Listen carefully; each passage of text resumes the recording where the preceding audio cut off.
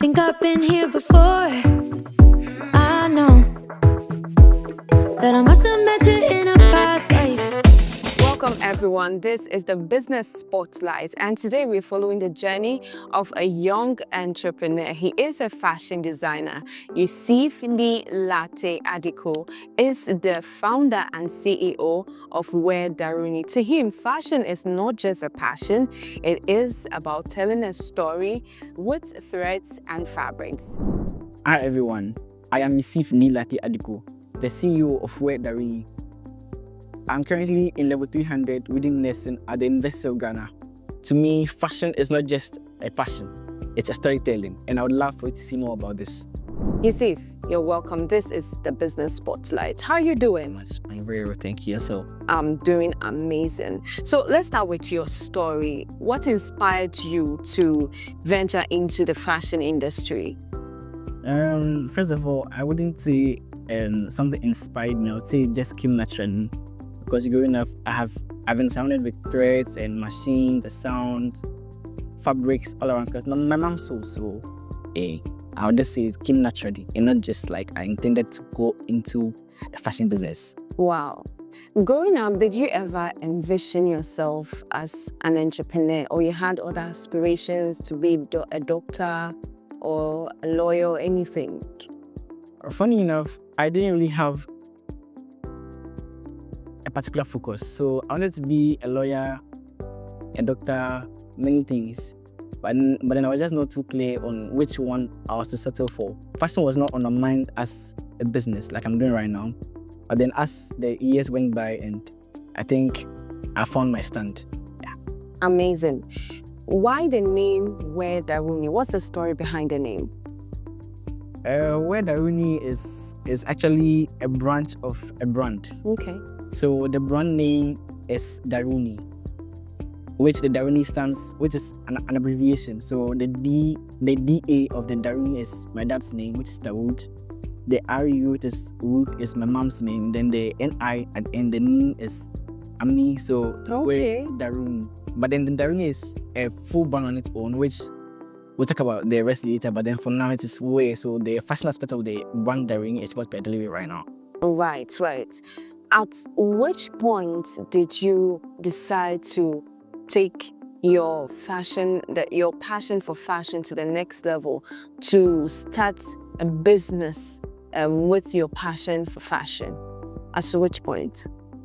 I would say I've been doing it all my life, but right after senior high school was when I decided to take it seriously, because anytime my mom's clients come around, they are always happy to see me, helping her with things she has to do and all of them. But then it was after senior high school that I realized that this could actually be something I could focus my attention on and then make it big.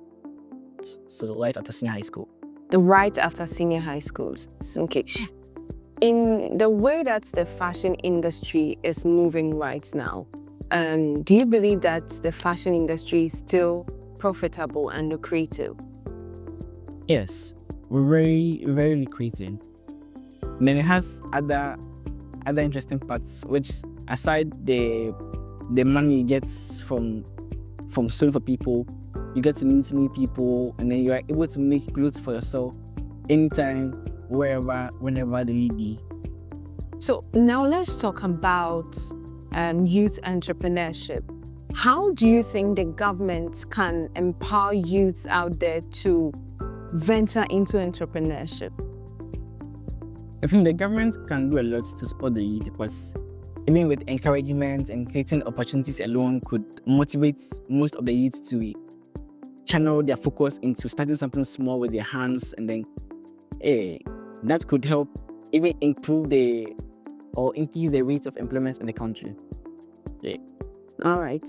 And for individuals out there, the youth out there, do you believe that every youth should start learning a skill, to develop a skill, and also to start a business to help themselves rather than depending on the government? Yes, I believe so. Because everyone has a talent. And then the talent could be a skill which you could start practicing or working with little by little, and then as time goes on, they can build on that to venture into a big business, small business, just something to get you going, and not really depend on the government for employment every time, because the government cannot create employment opportunities for every youth in the country. Yeah, so when you start small, you could also make something and employ other black people to help the government. Yes. If you had one advice for the youth out there, what will it be?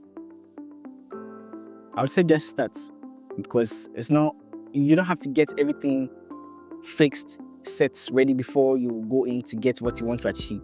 Once you have the vision, once you have the motivation or the skill to do something, just start where you are, and as you go on, you can build on that and you could be big. So in your journey to success, have you ever felt like giving up? And how did you handle it? Combining academics with fashion designing is not an easy task. Also considering the fact that I'm a nursing student, nursing comes with a lot of demands, and then seeing for the design grant. And then there are times where I come home over the weekend to make outfits for people, and then I'll have to spend the nights at the shop trying to need to get because by Monday I have to be back in class at 7:30. Usually for us at 7:30 on Mondays, and it's at times it gets around 1 AM, and then you are just there like, why am I bringing all of this space? But then the joy you see at the end of the day, that when you finish this one and the person was the joy the person will also gets from getting what they wanted, bringing what you saw to light, also sort of like motivates me to just go. Checking about motivation, apart from that, what motivates you to keep pushing when it gets hard? I found that I see a great vision. I don't just look on the present, I see what's ahead. Then I focus on that one, because if I should focus on what's around me, what I feel at the moment, I should have given up way back in junior high school, but I'll stop preaching through. Wow. And in your challenges and all that, with your journey so far, would you advise a student of the University of Ghana to start a business whilst in school studying? If you can, yes. If you can. So you have to know yourself and be ready to sacrifice certain things, be ready to manage your time very well. Combining academics with the business is not an easy thing. So if you know you have the capabilities to do it, you just take it to a career. You're consistent and then intentional about whatever you are set your mind to, and then I think he can do it. Right. What do you think about mentorship, and how has mentorship helped you? Do you have mentors at all? Yes, I have a lot of mentors, and they guide me every step of the way. So in case I have something burning on my mind, questions I have to ask about certain things, even not pertaining to the fashion business, but then personal growth, my course in school, they are very instrumental, and then I go to them every time to seek for guidance and motivation to just go on. Right. Okay, thank you very much. Think I've been here before. I know that I must have met you in a past life. All right, so we have the father of Yussif, ni Lartey Addico here. He is in the person of Dawood Addico. Daddy, you're welcome. This is the Business Spotlight. Thank you. Hope you're doing well. Very well, Ernest. So I'm doing good. So I want to find out, concerning your son, you see, did you ever envision him to become a fashion entrepreneur from the beginning? Yes, I will say yes. Yeah, because the mother herself is a seamstress. It always Yussif is her.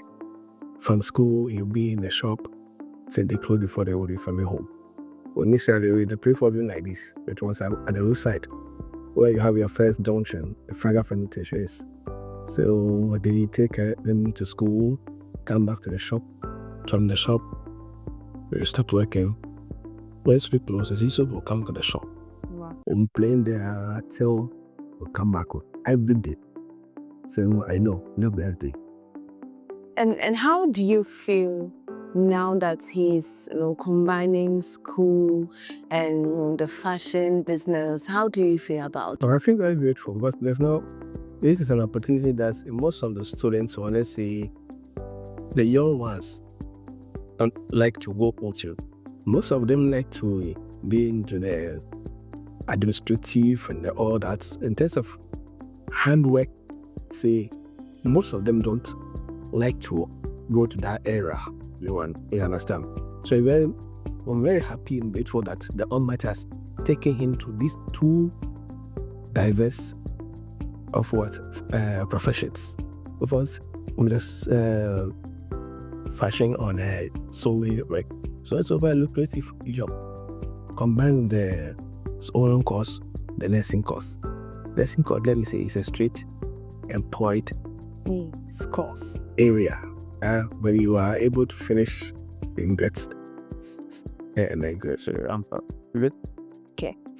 Do you sometimes feel that his focus on the business will overshadow his academic work? With Yussif, no, because we always share ideas whenever there's an issue or problem. We're always on time, with studies, lectures. That means lectures for all idea. See, most of the time we face adding a lot of work to deliver for a client or something like that, and he did it in the night. So when everybody is asleep, what I normally do is I'll be working for some time. But then I engage him in conversation, and you understand from jokes, for him to be able to speed up a little bit. I said, Charlie, consider I'm going to sleep. I'll need him. Let's see what that. He will follow me to the bedroom, or he will still work, and he does it. When the point of a mind, he said, Daddy, I'm done. Yeah, well done. That's how it's supposed to be. Wow. So how do you personally support him in his journey to success in the fashion industry? Sure, with the support, we always put him in the hands of the Almighty Allah. But with that, the intervention of the Almighty Allah, nothing can be possible. We pray for him, and then we'll ask of a long night, and then pray for him. Yes, support him whatever he needs it. Really, he needs a fabric. A client will not even mean the money by plain order. Meanwhile, he's having the measurements and the style being sent to him. So it's like that. My mate on this, how much is it? Get it and go and buy it and go. May you do it, and they will come for it. Why they will come? They will bring their money. That makes him a little bit free from the others. Most of the fashion women will normally wait for you to go into a fabric, come in person, come and tell them whatever, where them to sew. Right. By him, the little question he will ask you, and then with your answers, in what you Wow. this. From that, we support them always. Right. Do you believe that every youth should follow his footsteps? Even those who are still schooling, should they start a business like he has started? But sure, he's very good. There's an attempt or very good support for you, the students yourself. See, most of the times, in the world, them to get something done, to get something for themselves. They rather go on different media stations or their social media, and then do kind of those. They'll waste most of your times without being learning. So why, if you engage yourself, apart from the academical theory, engage yourself business-wise, so that you can get some funds or some money out of it. Or there's someone we said some of the social media handles have been getting money through their but in this, it's a visitor and then be to the business. Or they should be able to add something to the academics. Right. What do you think that the government can also do to support young people who are passionate about business, who are not just going to school, but they want to also do something for themselves? What do you think that the government can do to help these young ones? But the government has a lot to do. It depends on the individual areas. Maybe someone is into mechanics. You love to repair cars. Someone is also into vulcanizing. Vulcanizing meaning the repairs of tie and rim aspect. Someone also want to be a decorator, car decorator. So these areas is different from others. So if the government wanted to come in, develop vast in venture, and then in a sense that they have to identify it themselves and get the individuals so they know what it takes for them. So that if the government will invest money or get you a machine or equipment or set you up with a small shop, it depends. It weighs. Okay. So let's talk of in terms of capital and getting startup capitals for the youth. So someone probably has a business idea, but they don't have the capital to start. What do you think the governments can initiate to help that person?